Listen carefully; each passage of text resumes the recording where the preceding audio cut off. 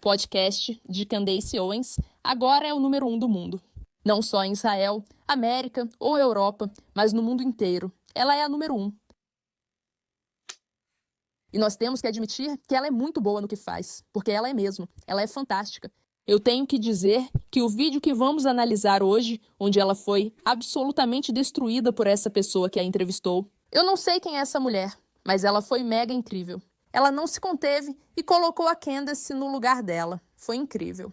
Mas numa perspectiva maior, a Candace está conseguindo levar adiante uma narrativa que é tão manipuladora, tão parecida com um culto e tão confusa, e ela tem táticas muito boas para fazer isso. Uma das principais táticas dela é a forma como ela fala sobre nós. Nós, ela te inclui. Como se todo mundo estivesse na luta juntos. E como se ela não estivesse ganhando dezenas de milhares de dólares. Que não, ela é do povo, da classe trabalhadora, que só quer justiça. E ela joga a gente para tanto lado diferentes. Eu acredito que muitas pessoas que estão assistindo isso, na verdade, estão só assistindo mesmo, para tentar entender a insanidade da Candace, assim como eu. Elas não apoiam e não acreditam na maioria do que ela diz. As pessoas estão assistindo só para tentar entender o que está acontecendo. Espero que a maioria das pessoas que assistem, ela pense assim. Acho que todo mundo deveria parar de assistir e boicotar ela. Mas eu não acho que isso vai ser suficiente, porque ela parece ser uma pessoa que simplesmente não vai parar.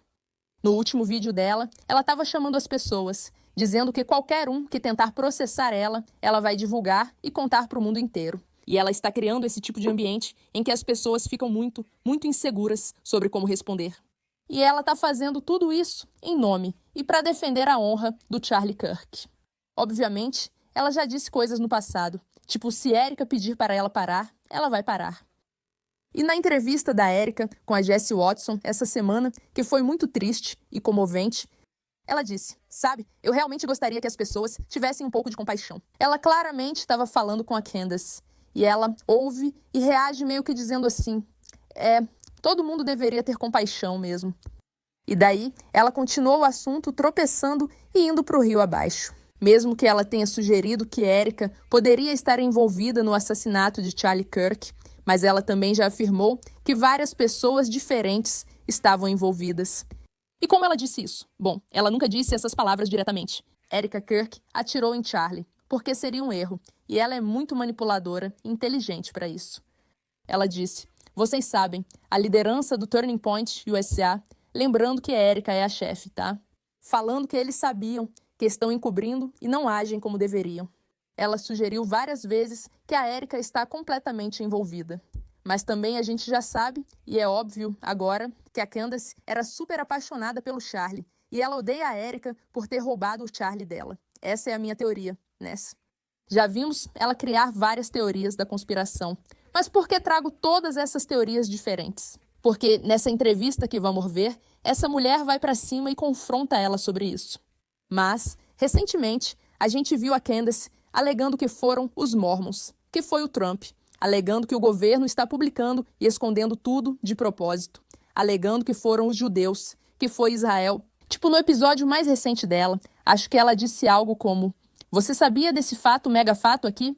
12 celulares israelenses estavam no centro, no local da morte de Charlie Kirk.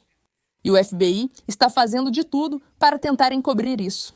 E é tipo, você não sabe fazer conta? Poder ser que tinha 12 israelenses lá, num campus com aproximadamente 1.500 estrangeiros de 80 países diferentes. E pode ser que esses 12 eram israeleses que foram ver o Charlie Kirk, defensor fervoroso de Israel. Talvez alguns em Israel gostem dele, e por isso tinha celulares israelenses no local. Você viu se tinha celular do Catar, Arábia Saudita ou Irã? Você viu se tinha celular de russos ou chineses? Não, porque se tiver estudantes russos ou chineses em um campus, isso é normal e já era de se esperar.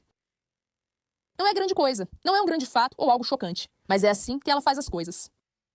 Ela transforma tudo o que jogam contra ela em grandes teorias da conspiração. Ah, você vai me processar? Vou contar para todo mundo que você está me processando e você vai parecer ridículo. Vou descobrir um monte de coisa. Tinha 12 celulares lá. Então, isso indica que foram os israelenses que fizeram aquilo. Isso não tem relação alguma, nenhuma mesmo. Mas, novamente, as táticas de manipulação dela são ótimas. Ela usa palavras intensas, é muito decidida e age como se lutasse por todos nós. Ela nos envolve e te leva de um ponto a outro sem que você perceba. Mas parece ser tão coerente e tão impecável. E toda vez que ela inventa alguma coisa e o mundo tenta zombar dela por isso, ela está disposta a enfrentar diretamente e inventar outra forma de mentira e manipulação para te fazer acreditar que, meu Deus, a Candace está certa. A Candace realmente descobriu alguma coisa. Mesmo sem ter nenhuma prova. E é por isso que achei esse vídeo fantástico. Vamos assistir. Quando você diz que acredita que Charlie Kirk foi traído por alguém próximo a ele, o que você quer dizer? Acho que nas próximas semanas vão sair muitos relatórios financeiros. Antes de tudo, não acredito que Tyler Robinson matou Charlie Kirk. Quero deixar isso claro. Se ele estava envolvido, acho que a resposta é sim, acho que isso é óbvio. E você diz que ele não agiu sozinho, baseado em quê? Eu não sei. Talvez aquelas mensagens estranhas do FBI, inventadas do nada, sem registro de horário e escritas como se fossem de 1822, entre outras coisas. Ou a incapacidade deles de responder a qualquer pergunta básica sobre o que aconteceu. Você tem prova de que as mensagens foram inventadas? Porque isso seria fácil de comprovar. Eles não colocaram carimbos de data e hora, e o Discord afirmou publicamente que elas não existiam. Mas elas eram supostamente mensagens de texto, não mensagens do Discord. É o que eu entendi a partir da acusação. Na verdade, eu não li que eram mensagens de texto.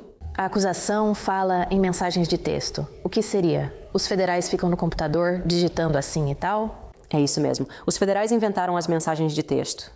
Mas ninguém do FBI te falou isso antes. Eu tenho fontes. Então tá, alguém te deu essa... E Tyler Robinson... O que te falaram assim? Foi em off? Tipo, sim, nós falsificamos. Eu tenho fontes muito confiáveis em todos os lugares, dos dois lados. Bem, estou ansiosa para ver as evidências. Sim, claro. Mas ao falar de evidências, quem vai mostrar elas? A mídia? Quem você acha que vai fazer isso? Sim, seria uma baita notícia. Não, não seria. Seria sim.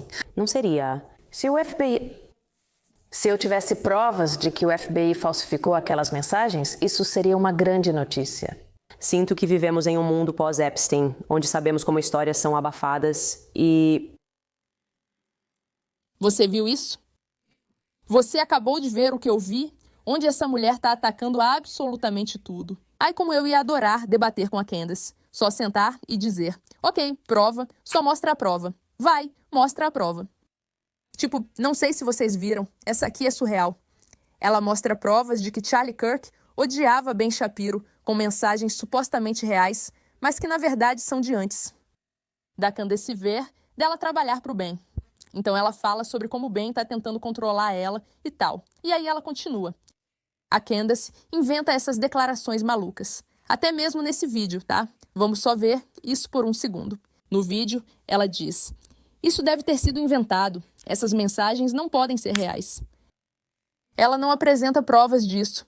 E pode ser que as mensagens sejam inventadas. Eu li, elas pareciam bem estranhas. Mas ela não sabia que eram mensagens de texto. O que é interessante, porque ela parece saber tudo sobre isso. Isso é considerado um fato muito, muito simples. E está escrito na acusação que eram mensagens de texto. Mas ela não sabe disso. E ela só está dizendo, sim, obviamente. Quero dizer, claramente o Fed inventou isso.